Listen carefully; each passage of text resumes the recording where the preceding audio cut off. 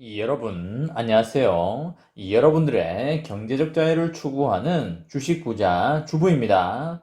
여러분의 시간은 금입니다. 1.5배속으로 보시기 바랍니다. 혼자서 삼성전자를 장기 투자하는 것이 가능한가요? 절대 불가능하겠죠? 함께 가야 부자가 될 수 있습니다. 그 길에 제가 동행하도록 하겠습니다. 이번 시간에는 여러분 비밀을 풀겠습니다. 내년에 삼성전자 이 금액 반드시 갑니다. 갈 수밖에 없는 이유 알려드립니다. 라는 내용에 대해 이야기를 해보겠습니다. 여러분 수요일입니다. 오늘 하루도 행복하고 즐겁게 잘 보내시기 바랍니다. 몸과 마음의 회복은 잘 하고 계신가요? 어제 생각보다 큰 회초리로 맞아서 당황하셨던 분들 많으셨을 거라고 생각을 하는데요. 근데 앞으로 여러분들이 장기 투자를 하시면서 이런 일은 수도 없이 겪으실 겁니다. 외국인들과 기관들도 이 판때기 속에서 돈을 벌어야 하는 시장 참여자이기 때문에 어찌됐건 최대한 빼먹으려고 할 것이기 때문에 이 판에서 살아남으려면 많은 공부가 선행되어야 할 것입니다. 공부로는 도저히 자신이 없다고 한다면 엉덩이를 무겁게 오래 가져가는 방법밖에 없겠습니다. 저도 단기 게릴라전으로는 외국인과 기관하고 붙어서 솔직히 이길 자신이 없기 때문에 찐 장기 투자로 가는 것이고요. 다만 장기 투자로 가더라도 사놓고 쳐다보지도 않고 5년, 10년 가는 장투가 아니라 매크로 환경이나 다양한 경제 변수, 그리고 수급 변수를 고려를 하면서 매수할 땐 매수를 하고 조정할 땐 조정을 하면서 장기로 끌고 가는 그런 장기 투자를 지향하고 있습니다. 제가 사실 여러분들에게 매수는 추천을 하고 있지만 매도는 아직까지 추천하고 있지 않습니다. 매도를 추천하고 있지 않는 이유는 찐 장기 투자를 하면 부자가 될 수 있다는 걸 아는 상황에서 괜히 매도를 추천했다가 심리적으로 더 불안해질 수 있는 상황이 생길 수도 있고 그 외에도 조심스러운 부분이 있기 때문입니다.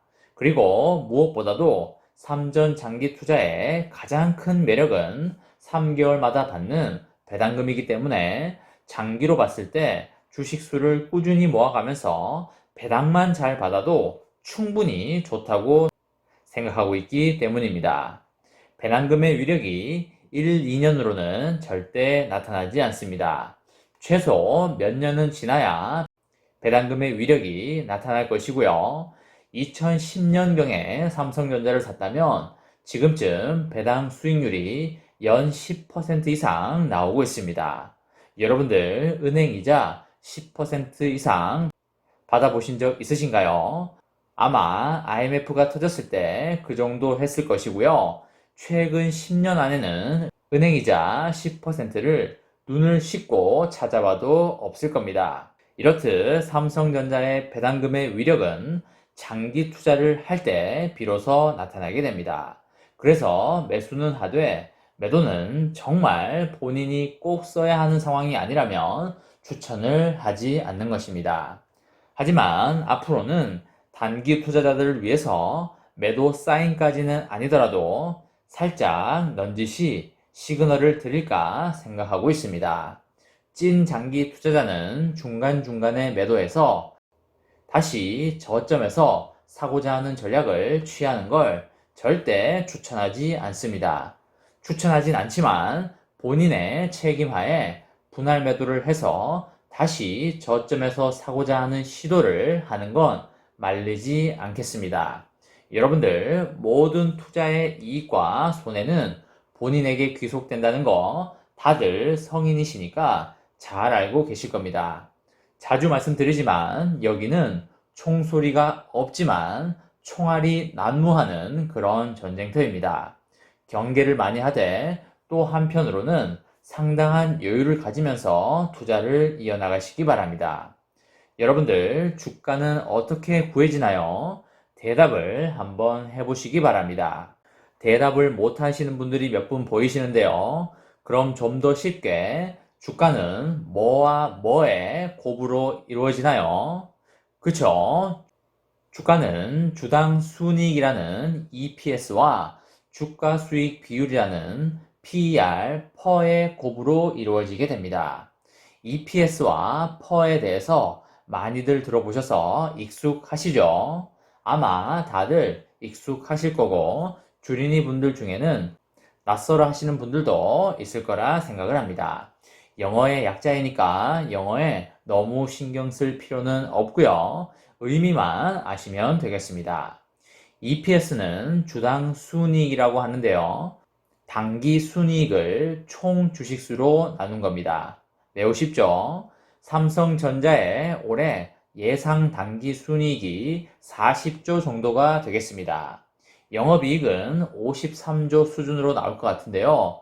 뺄 거 빼고 나면 순수하게 남는 당기 순이익은 40조 정도가 된다고 보시면 되시겠습니다.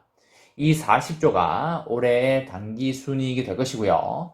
총 주식수는 말 그대로 삼성전자의 총 주식수가 되겠습니다.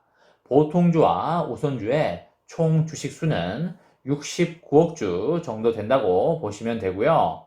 그럼 이제 EPS를 구할 수 있겠죠? 당기 순이익을 총 주식수로 나눈 거라고 했으니까 40조를 69억 주로 나누면 EPS는 5,800원 수준이 되겠습니다. 이렇게 쉽게 EPS를 구할 수 있고요. 여기에다가 per를 곱해주면 주가가 되는 것입니다. EPS는 당기 순이익을 주식수로 나눈 거라고 했으니 주식수는 거의 고정되어 있는 거라고 봐도 무방하기 때문에 그 기업이 사업을 얼마나 잘하느냐 못하느냐에 따라 해마다 당기 순이익이 바뀔 것이고요. 당기 순이익이 바뀌니까 EPS도 해마다 당연히 바뀌게 되겠죠.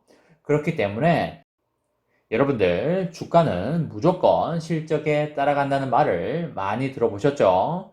주가를 구하는 공식 자체에 EPS가 들어가 있기 때문입니다. EPS 이꼴 실적이라고 봐도 무방하겠습니다. 그 다음이 per인데요. per는 쉽게 valuation이라고 생각하셔도 되겠습니다. valuation을 계산할 때 배당 수익률의 성장률을 활용하기도 하고요. 동일 산업 내의 기업들과도 비교를 하기도 합니다. valuation은 말 그대로 평가이기 때문에 평가하는 사람의 마음대로 가치가 바뀔 수는 있지만 그래도 어느 정도 근거가 있는 주관적인 잣대를 들이대야 합니다. 그래서 모두가 동의하면 밸류에이션은 무한정 높아질 수 있고요. 재평가를 받을 수도 있고요. 처참하게 무시당할 수도 있겠습니다. 예를 들어서 카카오 같은 기업은 주가를 보면 어떻습니까? EPS는 그렇게 높지 않은 데에 비해서 밸류에이션은 시장 참여자들로부터 높게 받고 있어서 그렇게 주가가 높게 올라간 것입니다. 미국의 테슬라 역시도 마찬가지가 되겠습니다. 삼성전자는 올해 EPS가 5,800원 수준이고요. 밸류에이션은 12배 정도 받고 있습니다. 그러면 주가가 얼마 정도인가요? 그렇죠. 7만원에서 8만원 사이를 받고 있습니다. 그럼 삼성전자의 내년 주가를 예상해 본다면요. 삼성전자의 내년 당기 순이익 예상치는 46조 정도가 되고요. 그걸 주식수 69억 주로 나누면 EPS는 6,700원 수준이 되겠습니다.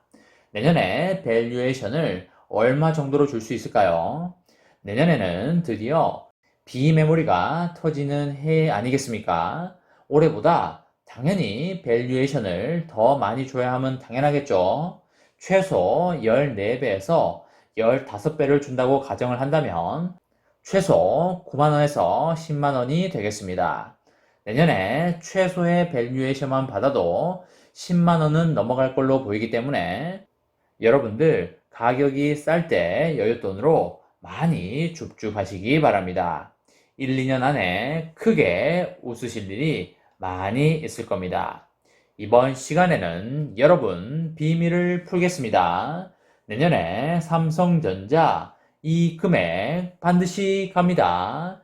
갈 수밖에 없는 이유 알려드립니다. 라는 내용에 대해 이야기를 해보았습니다. 저와 함께 삼성전자 장기 투자로 행복한 미래를 만들어 가실 분은 구독과 좋아요를 눌러주시면 감사하겠습니다. 저와 함께 하시면 100% 희망찬 노후가 기다리고 있다는 말씀을 드리고요. 불안한 노후 저와 함께 걱정 없이 날려보내시기 바랍니다. 이번 영상은 여기까지 하겠습니다. 시청해 주셔서 감사합니다.